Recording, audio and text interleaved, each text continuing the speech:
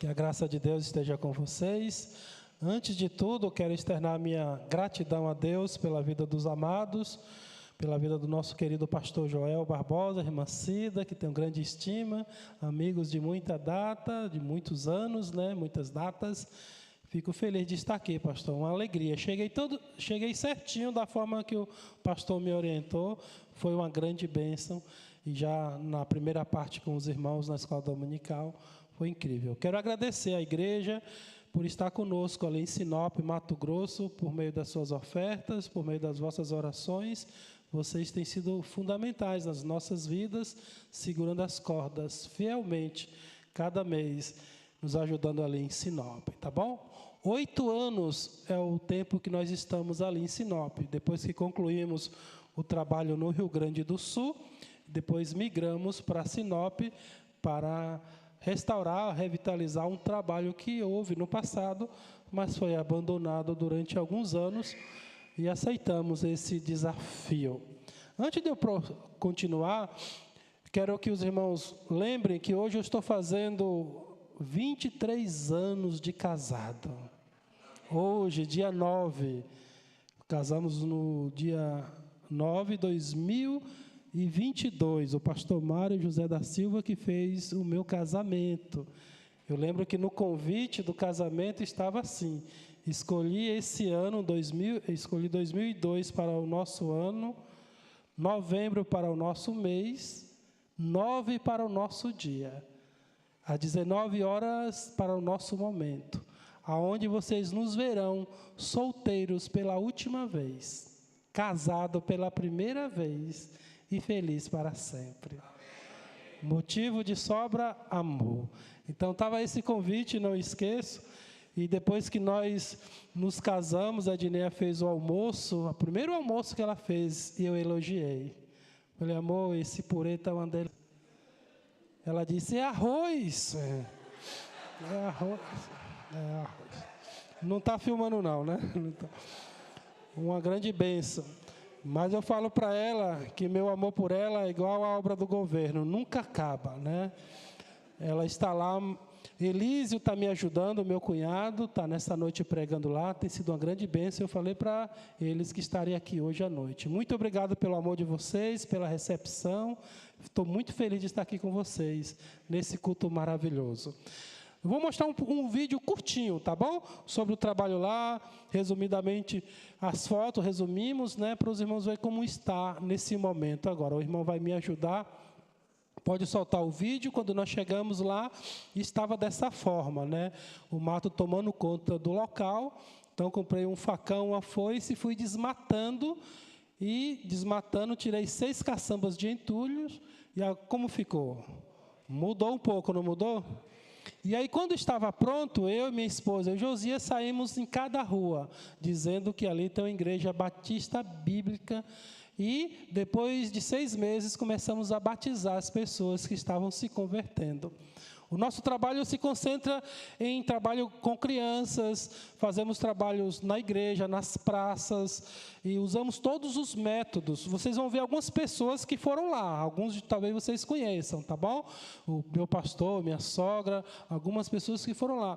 E então, a minha esposa faz muito trabalho também com as mulheres, artesanato, faz receita, com objetivo. Aí nós fizemos na praça um trabalho com crianças, e tem sido uma grande bênção. Por meio delas, das crianças, chegamos nos seus pais, tá bom? Atravessamos a pandemia, foi muito difícil para nós, Esses foram os irmãos que foram lá, vocês vão ver alguns irmãos que conhecem, que foi lá. E aí hoje nós já temos um povo adorando a Deus, temos um povo servindo ao Senhor. Tem sido uma grande bênção. E sempre iremos fazer essas programações com jovens também, com os adolescentes.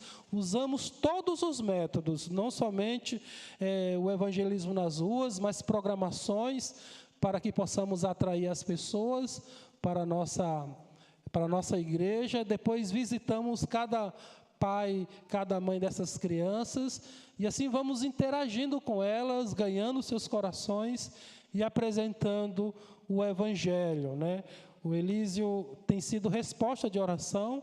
Eu estava muito tempo cansado e ele foi lá e aliviou e me deu essa liberdade de estar aqui com os irmãos nessa noite, tá bom?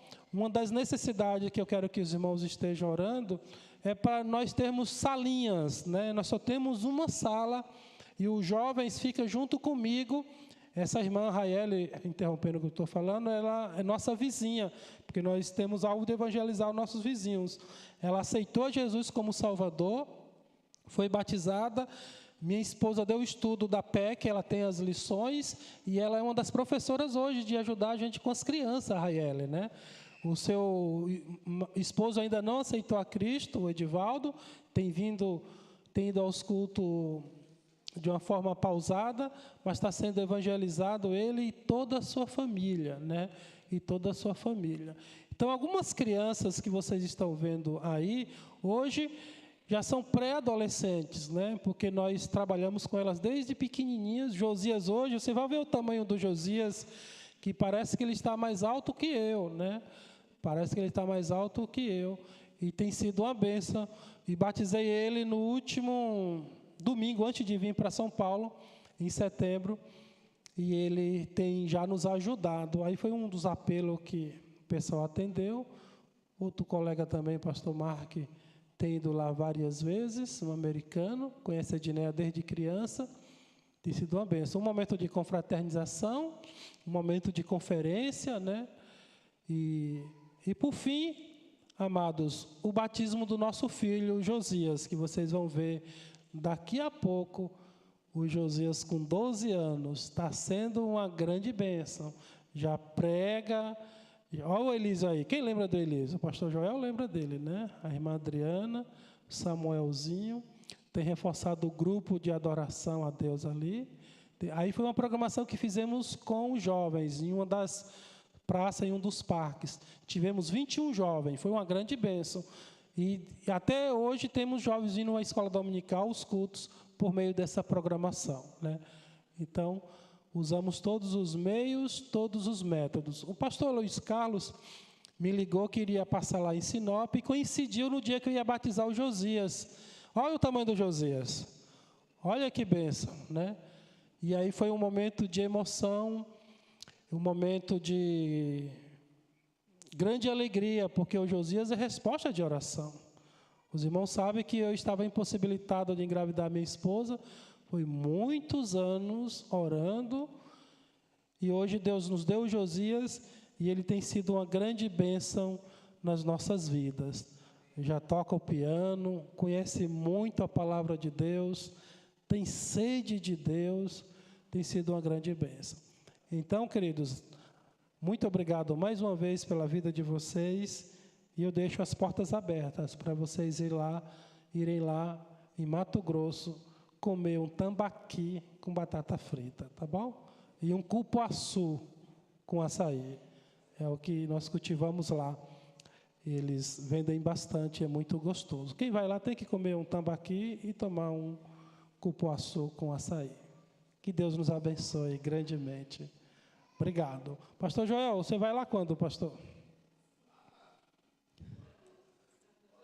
Quando der, né?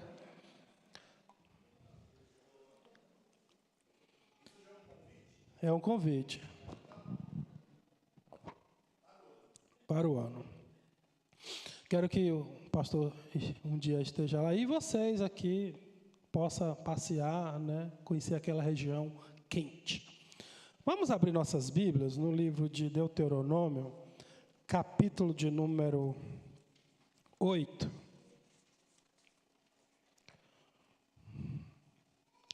Deuteronômio, capítulo de número 8. Versículo de 1 ao de número 5.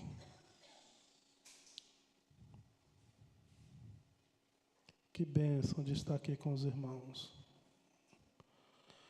Diz assim a palavra do Senhor: todos os mandamentos que hoje vos ordeno, guardareis para os cumprir, para que vivais e vos multipliqueis e entrareis e possuais a terra que o Senhor jurou aos vossos pais. E te lembrarás de todo o caminho pelo qual o Senhor teu Deus te guiou no deserto, estes 40 anos, para te humilhar e te provar, para saber o que estava no teu coração, se guardarias os seus mandamentos ou não. E te humilhou e te deixou ter fome e te sustentou com o maná, que tu não conhecestes, nem os teus pais o conheceram, para te dar a entender que o homem não viverá só de pão, mas de tudo que sai da boca do Senhor viverá o homem. Nunca se envelheceu a tua roupa sobre ti, nem se inchou o teu pé nestes 40 anos.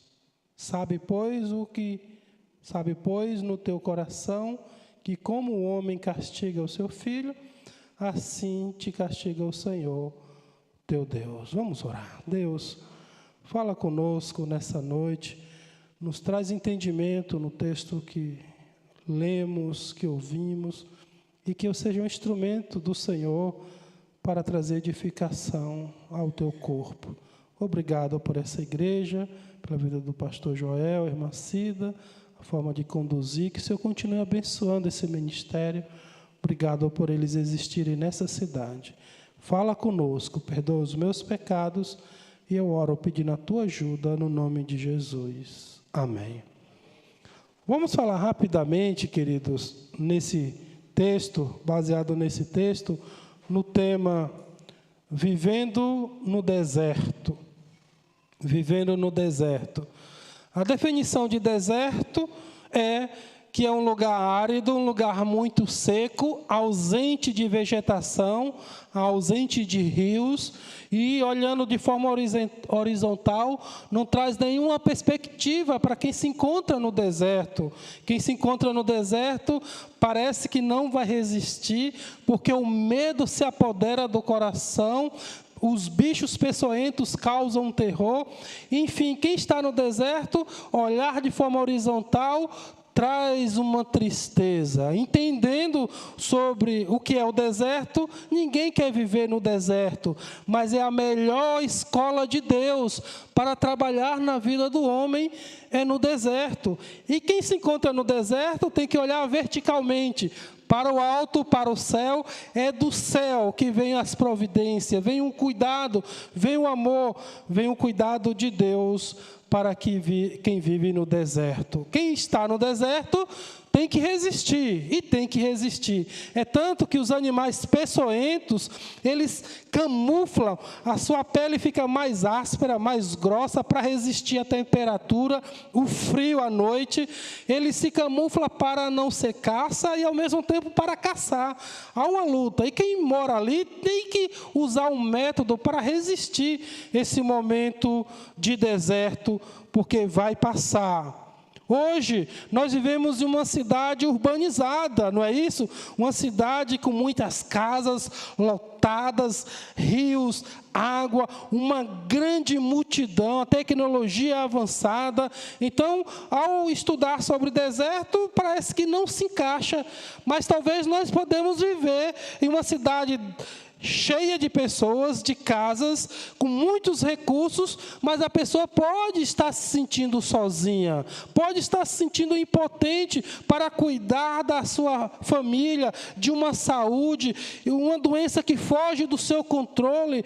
Às vezes a pessoa não está no deserto, mas se sente impotente, com medo, preocupado com o futuro, pode viver em uma situação de deserto. O deserto não é fácil. O versículo de número 2 diz assim: e te lembrarás de todo o caminho pelo qual o Senhor teu Deus te guiou no deserto estes 40 anos, para te humilhar e te provar, para saber o que estava no teu coração, se guardarias os seus mandamentos ou não. Deus estava trabalhando, sim, no coração daquele povo que estava no deserto. As situações que estavam passando era para Deus extrair o que estava em seu coração de fato. Então, essa palavra, Deus te humilhou, só apenas colocou o que eles são: frágeis, limitados e dependentes de Deus. Se Deus fosse cobrar R$1 cada respiração sua, já pensou? R$6. Já pensou? Então mostra que nós somos frágeis, limitados, a nossa estrutura, somos pó, do pó viemos, essa é a nossa estrutura, então nós somos dependentes de Deus em tudo que vocês possam imaginar. Sem Deus nós não conseguimos sobreviver nessa terra, precisamos de Deus, nada consegue substituir Deus no nosso coração. Deus é insubstituível. E quem está no deserto tem que depender do Senhor. Por isso temos que chegar cada vez mais perto de Deus. Por isso temos que usar a humildade e mostrar que somos dependentes do Senhor em tudo. Precisamos do Senhor para vivermos nessa terra hostil e difícil. O versículo 18, leia comigo, acompanhe comigo. Diz assim: antes te lembrarás do Senhor teu Deus, que Ele é o que te dá força para adquirir-lhes riqueza, para confirmar sua aliança que jurou aos teus pais, como se vê neste dia. Será, porém, que se de qualquer modo te esqueceres do Senhor teu Deus e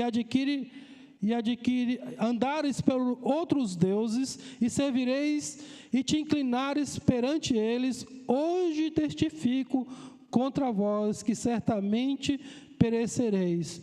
Como as nações que o Senhor destruiu diante de vós, assim vós perecereis, porquanto não quereis obedecer à voz do Senhor, vosso Deus. Ainda existe alguém que ousa sair dos caminhos do Senhor. Temos que ficar firme até a volta de Jesus. Temos que permanecer servindo ao Senhor com luta e sem luta. Em primeiro lugar, vamos lá. Temos que entender que o deserto é para o nosso bem. Versículo 16. Quem tem coragem de ler? Enquanto eu bebo uma aguinha.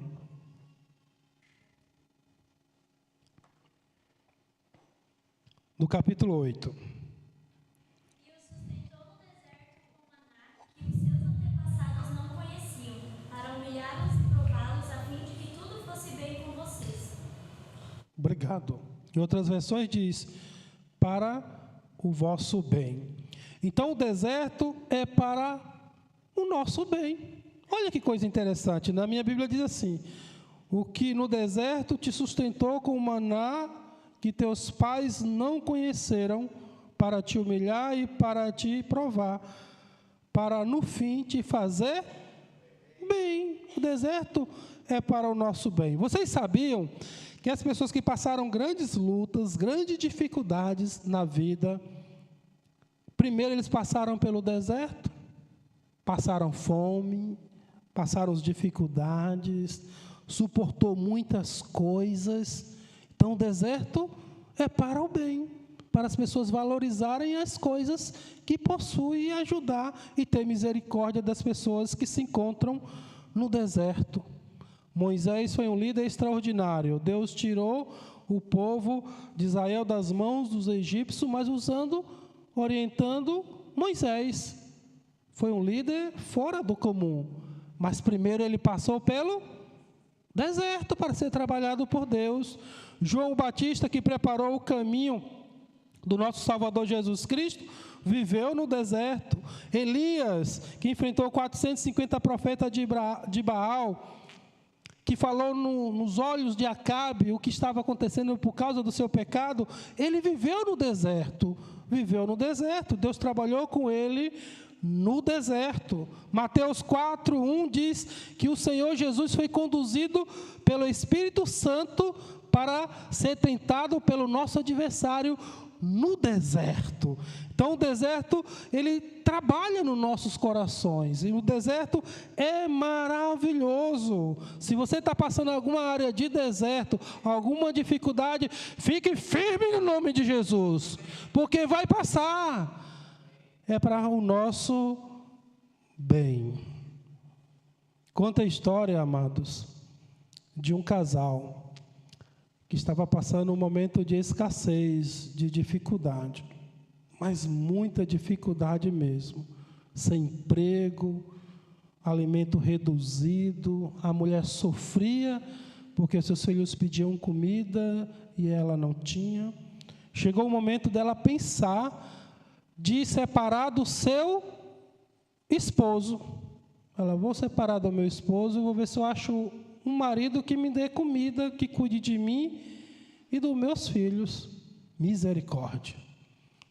Aí ela planejou conversar com o marido esse assunto, que ela não queria mais permanecer naquele casamento.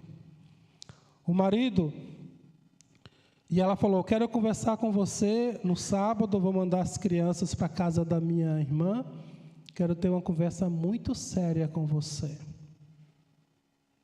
Ele trabalhou numa metalúrgica durante quase 20 anos. Ele era encarregado naquele lugar e ele recebeu a causa que deu como falida, mas não faliu, ganhou a causa. O advogado ligou para ele e falou, já está na sua conta o dinheiro. 170 mil reais. Uau! Te ajudaria esse valor? Ajudaria, né? Aí quando ela disse que queria conversar com ele, algo muito sério, ele falou, eu também quero conversar com você.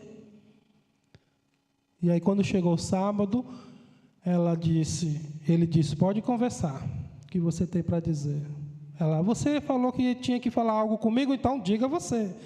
E ficaram um passando para o outro, e por fim, ele falou, tá bom, eu vou falar o que está no meu coração. Lembra daquela causa que estava na justiça? Ela, sim, lembro, nunca saiu esse dinheiro. Ele, agora saiu, está na minha conta, 170 mil reais. Mostrou o extrato, ela abriu os olhos, e ele falou, olha, o que eu estou com plano é de nós passear um pouquinho com os nossos filhos. Você pode escolher qualquer estado para a gente tirar uns dias para descansar, para comer um peixinho frito. E você lembra que você queria tirar a habilitação? Agora você vai tirar a habilitação e eu vou fazer um Pix de 5 mil na sua conta. E vou comprar um carrinho para você. Ah, você disse que tinha algo para falar para mim. Ela disse, olha, é que eu te amo muito. Que você é a coisa mais linda que Deus preparou para mim. E foram felizes para sempre. Amados, o deserto tem feito pessoas tomar decisões precipitadas. Vocês sabiam que o amor é revelado no momento de aflições, de dificuldade, de escassez? O marido ama sua esposa quando não tem nada e vice-versa. Sua esposa ama seu marido quando ele não tem R$1, não tem absolutamente nada e os dois conquistam as coisas. É nas dificuldades que descobre o amigo, que descobre o adorador. Por mais luta que você está passando com a família, venha adorar o Senhor, busque a Deus. É na dificuldade que você tem que adorar o Senhor, porque o deserto vai passar no nome de Jesus. Não podemos nos entregar no deserto. Segundo lugar, eu estou terminando. O versículo de número 3 diz assim: e te humilhou, e te deixou ter fome, e te sustentou com um maná que tu não conhecestes, nem teus pais o conheceram, para dar a entender que o homem não viverá só, mas de tudo que sai da boca do Senhor vive o homem. No deserto, Jesus falou essas palavras para Satanás. Ele falou, está escrito que nem só de pão vive o homem. Esse pão representa a hortaliça, o feijão, a carne assada, o espetinho com mandioca, que tem bastante em Mato Grosso, a melancia com farinha, o mocotó, coisas deliciosas. Nós somos seres biológicos, não somos? Precisamos de comida, precisamos de Deus também. Não é assim? Temos as nossas necessidades. Milhares de pessoas todos os dias, ainda de noite, saem para trabalhar, para granjear o dinheiro, para dar uma boa vida para os seus filhos, para a sua esposa, para dar uma vida confortável. Todos os dias eles fazem isso, mas da mesma proporção que o homem se esforça para ganhar o pão de cada dia, o homem tem que esforçar a levar a sua família para a casa de Deus, inserir Deus na cabeça dos seus filhos, orar com eles, fazer culto doméstico, ser fiéis ao culto, porque nem só de pão vive o homem, mas de tudo que sai da boca do Senhor. Não é só de material não, amados, porque pode acontecer, aqui não existe, de alguém trabalhar de forma demasiada e esquece das coisas de Deus. Nós temos que nos interessar pelas coisas espirituais, cada vez mais, porque o alimento que nós comemos, enchemos a barriga, alimentamos o corpo, mas a alma só Jesus pode alimentar. Somente Jesus, o alimento e as coisas materiais faz você viver alguns anos na terra, e Deus faz você viver eternamente no céu. Nós precisamos nos preocupar com as coisas espirituais, cada vez mais. Amém? E eu quero concluir. O ser humano precisa de Deus, da palavra de Deus, para ser bem-sucedido em toda a sua vida, física, material e espiritual. Se o homem escolher andar com Deus, tem grandes promessas na palavra do Senhor para quem resiste o deserto. O versículo 6 diz assim: e guarda os mandamentos do Senhor teu Deus para andares nos seus caminhos e para o temeres, porque o Senhor teu Deus te põe numa terra de ribeiros de águas, de fontes, de mananciais que saem dos vales e das montanhas, terra de trigo e cevada, de vides e figueiras, romeiras, terras de oliveiras, azeite e mel, terra que comerás o pão sem escassez, e nada te faltará nela, terra cujas pedras são de ferro, e cujos montes calvará o cobre. Quando, pois, tiveres comido e fores farto, louvarás o Senhor teu Deus pela boa terra que te deu. Que bênção! Louvado seja o Senhor. Resista ao deserto. Talvez algo te entristece o seu coração, mas confia no Senhor e não se entregue. Entregue totalmente sua vida ao Senhor. Eu vou concluir dizendo que um pastor estava levantando o sustento nas igrejas. Ele não teve tanto resultados como ele queria. Muitas igrejas ainda não tinham projeto de pegá-lo como missionário naquele momento. Ele ficou um pouco desanimado. E um dos membros da última igreja que ele passou falou: pastor, eu gostaria de estar com o senhor lá, nesse campo, mas eu não tenho nada, estou desempregado.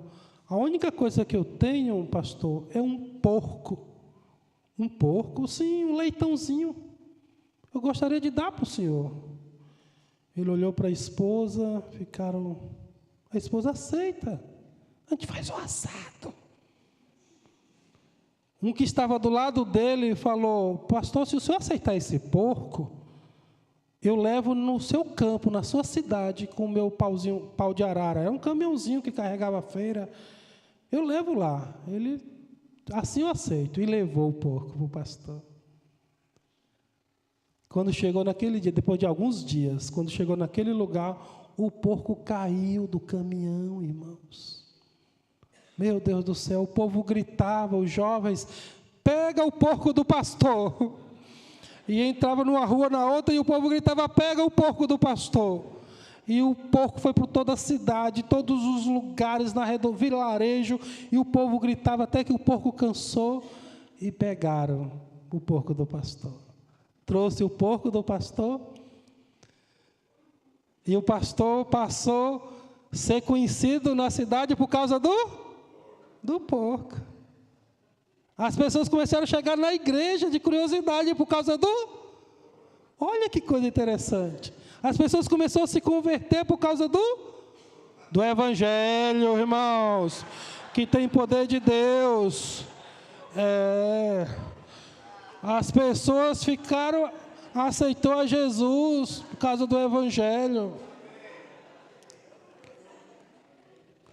E sabe o que aconteceu mais? Um fazendeiro descobriu que o pastor tinha um porco, chegou lá, pastor, porque a cidade ficou, né?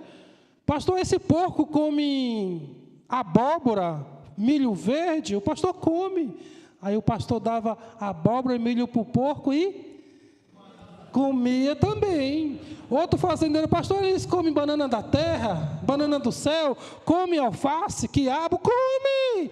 E o povo foi trazendo as coisas para o porco, e o pastor comia e dava para o porco. O pastor tinha um cuidado com esse porco, irmãos. Vocês estão entendendo que Deus estava cuidando do pastor, usando o porco? Já que ele não teve tanto, vocês estão entendendo? Chegou um momento que o pastor falou para o pessoal, esse porco come carne também. E eu quero dizer, amados, se você coloca o seu coração na obra do Senhor, servir ao Senhor, seja lá onde for, na sua igreja local, a obra missionária, Deus vai cuidar de você e da sua família. Deus cuida daqueles que o buscam o Senhor. Ele usou um corvo, usa um porco, usa o que Ele quiser, mas fiquem firmes no nome de Jesus. Que Deus nos abençoe. Na próxima eu conto outra.